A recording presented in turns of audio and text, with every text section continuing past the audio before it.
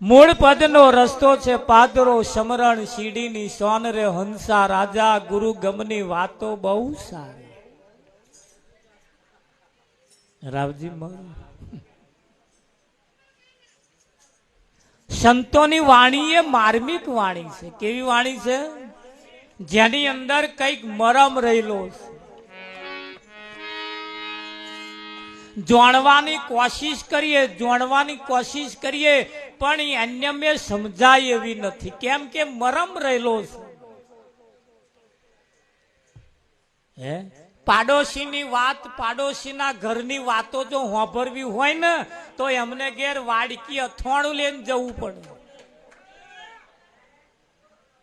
શું લઈને જવું પડે?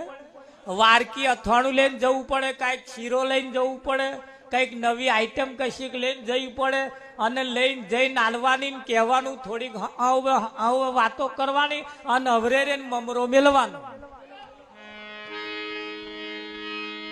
જો એમની વાત જાણવી હોય તો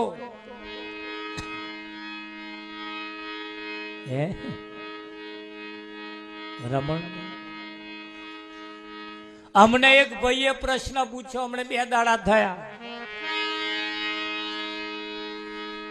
ખીલા દૂજે રે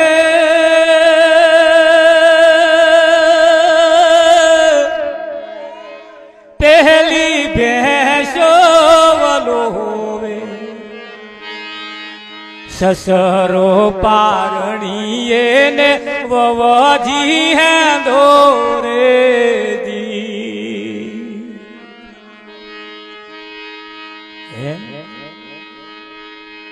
રમણ ખીલા દૂજે રે પેલી આ ભેંસો વલોવે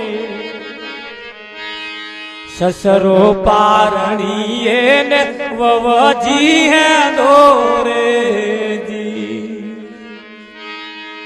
ખેતર પાગ્યું રે પેલા રખવાળને ખાધો, ઉડતા મરગલાએ પરધીન બોલ્યો.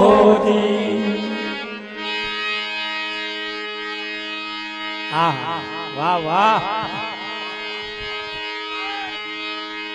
સંતોની વાત એ માર્મિક વાતો છે અને મર્મ ભરી વાતો છે. અને વાતોને જાણવા માટે આ અવરવાણી નથી પણ સિદ્ધિ છે. સિદ્ધિ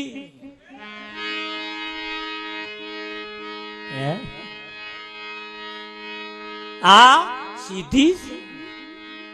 ખીલા દૂધે છે, ખીલા દૂધ આલે છે, ભેંસો વલોવે છે, સસરો પારણીએ છે ને વહુ આંચકા નાખે છે. વાપરીએ તાર આપણને અવરવાણી જેવું લાગે પણ અવરવાણી નહીં, આ સિદ્ધિ છે. પણ ના સમજાય એટલે કહ્યું. શિયાળ દડાક ખાડા ખાવા ગઈ. શિયાળ દડાકનો મોડવો તો દડાક ખાવા ગઈ અને દડાકનું લુમખું લટકતું હતું. 4-5 આંચકામ મારી જોયા, આમ કૂદકામ મારી જોયા પણ દડાકનું લુમખું હાથમાં આવ્યું નહીં. ના આવ્યું એટલે કે આ છે ખાટી હે, કોણ ખાય એમ કરીને હેડી એના જ કુટુંબની, એના જ નાતની, એના જ પરિવારની, એના જ સમાજની, એના જ ગામની બીજી શિયાળ આવી. એને દડાક જોઈને 2-4 કૂદકા મારી જોયા, હાથમાં ના આવી એટલે એક કોકને ઘેર જઈને ટેબલ લઈ આવી. શું લાવી? ટેબલ લાવીને એના ઉપર ચડીને લુમખું તોડીને હેડીને પેલી જે હાથથી ખાટી કઈ જઈને એને કહ્યું, લે બોન દડાક ખાલો. કે ના બોન ખાટી હે, કોણ ખાય? કે બોન હાથમાં આયા વગર.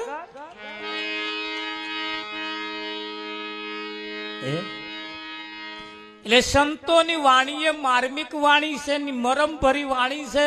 એને અવરવાણી કોઈ સંતોએ નહીં કહી, સીધી કહી છે, સીધી, પણ એમાં ચોંચ ના ખૂપે એટલે એને અવરવાણી ખતવી નાખી.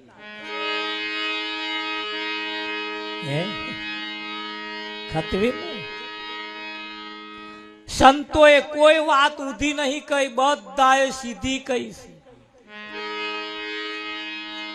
બધાએ સીધી કહી છે, પણ સમજદાર તું ઈશારા કાપી છે અને સંતોની વાતો છે એટલે એને સંતો સમજી શકે. તમારા ઘરની અંદર કોઈ પણ વસ્તુ પડ્યું હોય અને કદાચ કોઈ લેવા આવે, આખું ઘર ફેંદે પણ એ ના મળે. તમે 100 કિલોમીટર આગા હોય, અરે હું કહું 1000 કિલોમીટર આગા હોય, પણ તમને એવા ફોન કરે કે ભાઈ ફલાણી વસ્તુ મળતી નહીં, કઈ મેલી છે.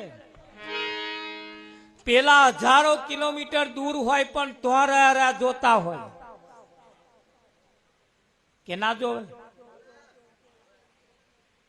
તો રે જોતા ને એવા કે કોઠી પાછળ જાઓ અને એ હાથ ગાલશો એટલે પેલી વસ્તુ હાથમાં આવશે.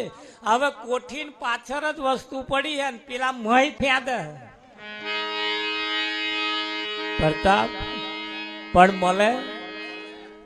તમારા ઘરની વાત, તમારા ઘરમાં જે છે, તમે ભલે ગમે તેટલા આઘા હોય પણ તમારા ઘરની વાત તમને ગમે તેટલા દૂર હોય તોય તમને ખબર પડે. અને તમારા ઘરની વાતમાં કોક બીજા પ્યાહી જાય, આખું ઘર ફેંદે પણ ના મળે. મળે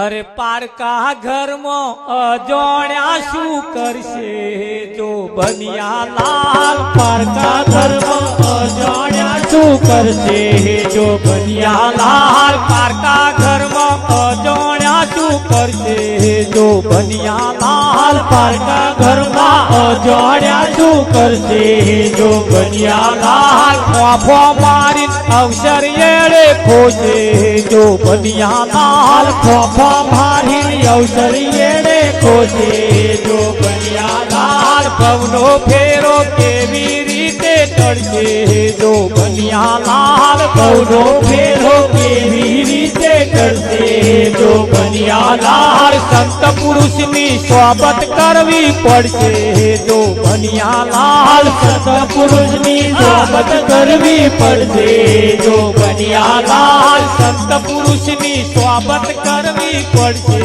જો બનિયા લાલ. સંત પુરુષની સોબત કરવી પડશે જો બનિયા લાલ.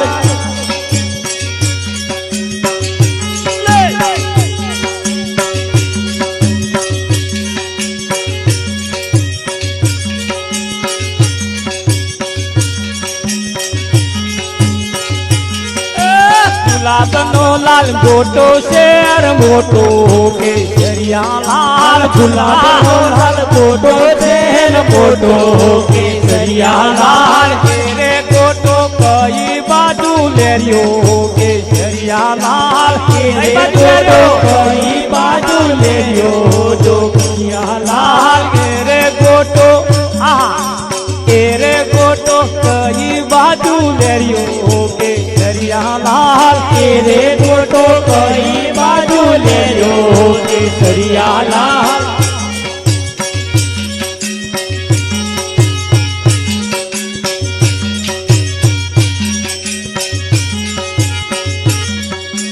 પવનો ફેરો કેવી રીતે ટળશે જો બનિયા લાલ. પવનો ફેરો કેવી રીતે ટળશે જો બનિયા લાલ. તન મન અર્પી આધીન થાવું પડશે જો બનિયા લાલ. તન મન અર્પી આધીન થાવું પડશે જો બનિયા લાલ.